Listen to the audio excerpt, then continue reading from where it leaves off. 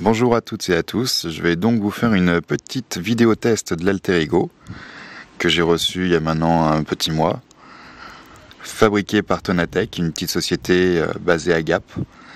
C'est fabrication absolument artisanale. Les pièces pour la plupart sont fabriquées en Italie pour tout ce qui est hydraulique, pompe, etc. etc. Donc voilà, là il est en position basse pour le chargement du fauteuil en marche arrière. Bon, désolé, il n'est pas très propre, je me suis un peu amusé ce matin avec. On pouvait voir, la finition est vraiment très très propre. Les soudures et tout, c'est nickel, vraiment. Le joystick avec les boutons pour commander. Non, la déco n'est pas définitive, c'était juste un test, d'où la mauvaise qualité des autocollants. Le compartiment moteur.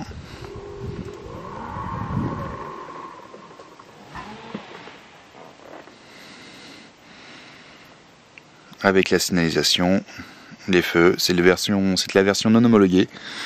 J'ai pas jugé utile d'acheter la version homologuée pour le peu de route que je fais.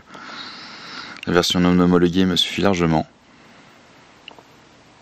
J'ai la vocation première de l'Alter-Ego est quand même d'aller barouder dans les chemins, donc je préfère la version non homologuée. Désolé pour l'angle de caméra. C'est pas facile de conduire un fauteuil électrique et de filmer en même temps. Bon, voilà la bête. Niveau technique, le moteur est un Breguet Straton de 570 cm3, il me semble.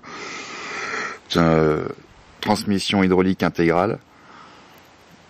La pompe, les moteurs orbitaux transmettent aux roues via une chaîne qui est vraiment balèze, donc pas de souci à ce niveau-là. Vous pouvez voir aussi le système de suspension. On est bien suspendu et tout, c'est vraiment, ça absorbe tous les chocs sans broncher. Les pneus basse pression aident aussi beaucoup à l'absorption des chocs. On peut rouler sur des pierres, sur des caillasses, sur des bouts de bois, ça bouge vraiment pas, c'est hyper stable. Il est rétro pour les sur route, quand même bien utile.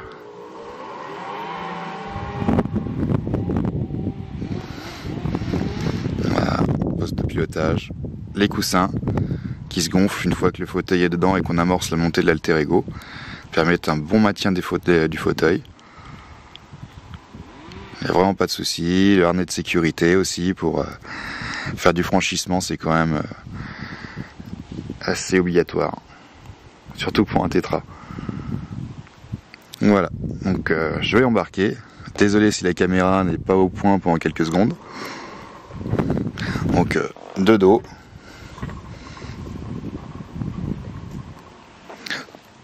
Tant que vous m'entendez pas crier, c'est que c'est bon.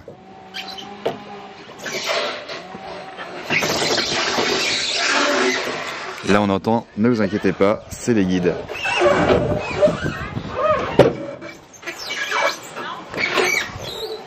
Donc voilà, je suis à bord. L'embarquement s'est bien passé. Les pneus couinent un peu, c'est normal. C'est les guides. Voilà le joystick. Donc on va mettre le contact, le général. Le petit bip qui rappelle que le courant est mis pour ne pas l'oublier. La montée.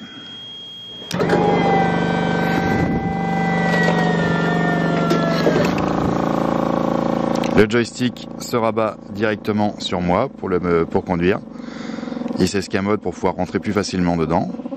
Le compresseur a fini de gonfler les coussins, que vous pouvez voir ici, qui englobent complètement la roue. Voilà. Maintenant, on peut démarrer. Coupe circuit, c'est bon. Un petit coup de starter quand même.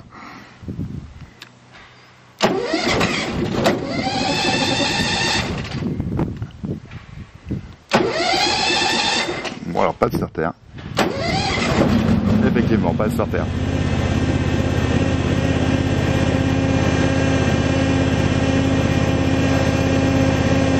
oublier d'éteindre le fauteuil électrique comme je viens de le faire. On sait jamais.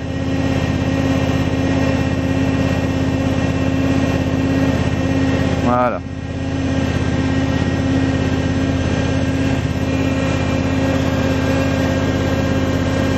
Les rétros, vraiment un bon angle de vue, c'est très en sécurité.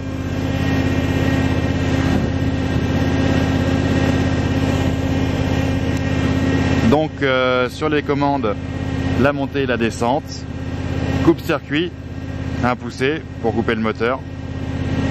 Là, la pose des phares, allumé éteint, c'est d'origine sur le modèle non homologué comme sur le modèle homologué bien sûr. Le joystick vers le haut permet le démarrage, la droite le starter, à gauche on fait varier les régimes moteurs, voilà, par exemple là ça descend, voilà. Vers le bas c'est le klaxon, ça sert toujours. Donc voilà. Bon, je vais faire un petit tour en vitesse dans mon champ, histoire de vous faire voir la stabilité. J'aurais voulu faire plus, mais comme je vous l'ai dit, pour un tétra, tenir une caméra en même temps qu'on roule, c'est pas évident, donc ça risquerait d'être plus fouillis qu'autre chose. Donc je fais juste un petit tour dans le champ.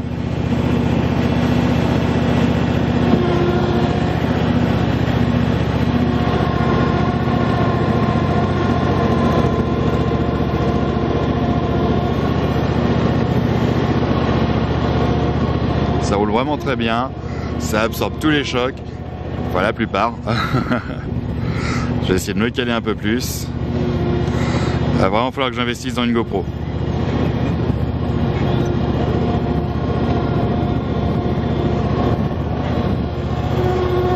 Essayer de trouver la bonne position.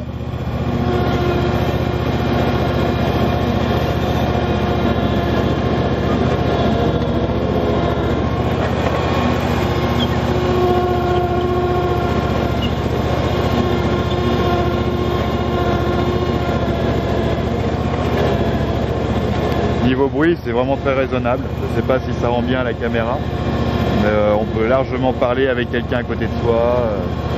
C'est assez silencieux. Pour comparer, on dirait que c'est beaucoup plus silencieux qu'une tondeuse. Et par rapport à une voiture un petit peu bruyante, et encore, c'est pas tout à fait le même bruit. Enfin, je suis vraiment désolé pour la caméra, ça doit vraiment pas mal bouger, mais j'ai vraiment beaucoup de mal à tenir la caméra et regarder où je vais. Je ne suis qu'un homme.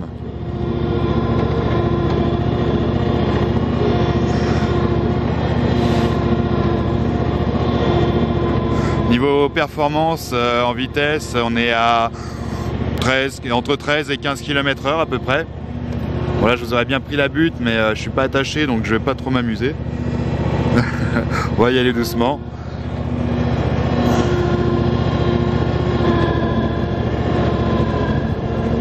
Oui, ça roule vraiment très bien.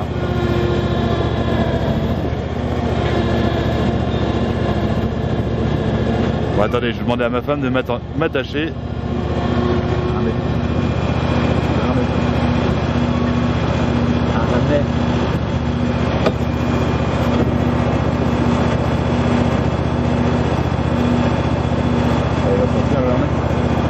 Hop là.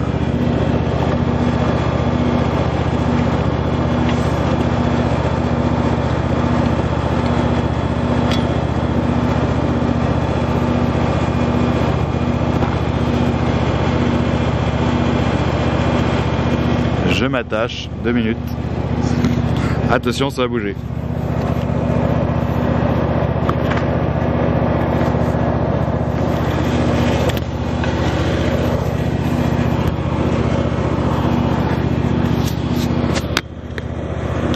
Voilà le harnais.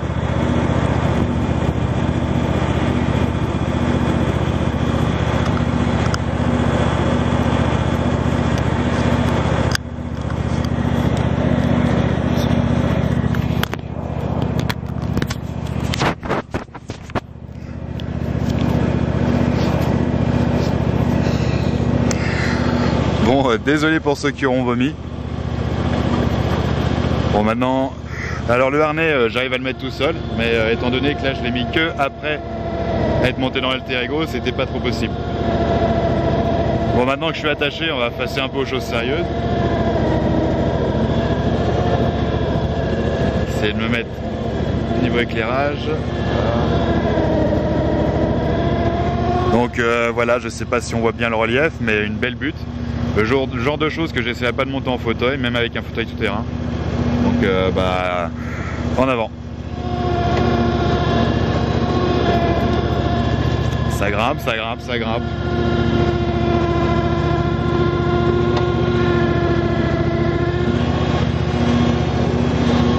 Alors on se rend pas compte du dénivelé, mais je peux vous garantir que ça descend.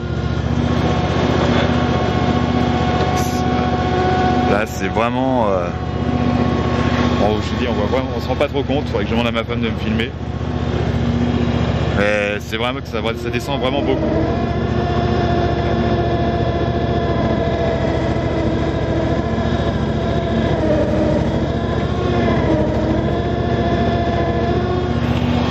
Allez, encore un petit tour, histoire de...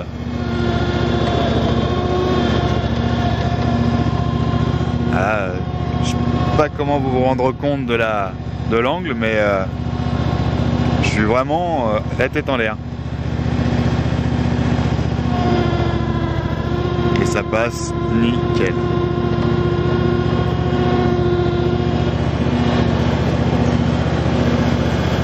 Là on descend.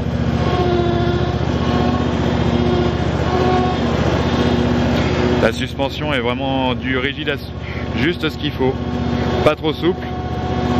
Si vous avez essayé le modèle de Nemo, moi j'ai trouvé que les suspensions étaient un peu souples sur le modèle de Nemo, mais sur le modèle de série c'est vraiment un régal. Ça amortit bien les chocs sans être trop souple. Bon voilà. Voilà la fameuse butte. Donc que dire d'autre? À part ça, je vois pas grand chose. N'hésitez pas à contacter Florian ou son papa, ils sont vraiment très agréables. Ils vous feront faire un essai. Ah, on s'entend un petit peu mieux quand même. Ils vous feront faire un essai gratuit bien entendu et assez rapidement. Je regrette vraiment pas mon achat. J'étais au début plus parti sur un fauteuil tout-terrain électrique, mais en ayant lu certains commentaires sur certains forums, je me suis vite dégonflé. Donc après, je me suis tourné vers un buggy tout-terrain, mais là non plus, c'était pas la bonne solution. J'avais vraiment pas la force pour tourner le guidon et tout, donc enfin le volant. Donc je me suis un petit peu tourné vers l'Alter-Ego en dernier recours, mais en fait, je suis vraiment content. J'aurais dû commencer par là. C'est vraiment... ça permet pas de faire des grandes distances, par contre sur route, parce que bon c'est quand même 15 km/h, c'est quand même assez réduit, donc il faut prévoir le temps de rouler, mais sinon les coussins qui font la pointe d'air, ce n'est pas moi qui ai des problèmes digestifs, donc non, c'est vraiment une très bonne machine. Je vais demander à ma femme de me filmer pendant que je vais faire la bosse, histoire de vous rendre vraiment compte. Tiens Marie, tu peux venir? Ça va être mieux cadré. Tiens, tu prends et tu me filmes en train de monter sur la bosse. Fais gaffe, ça tourne. Appuie pas sur le bouton.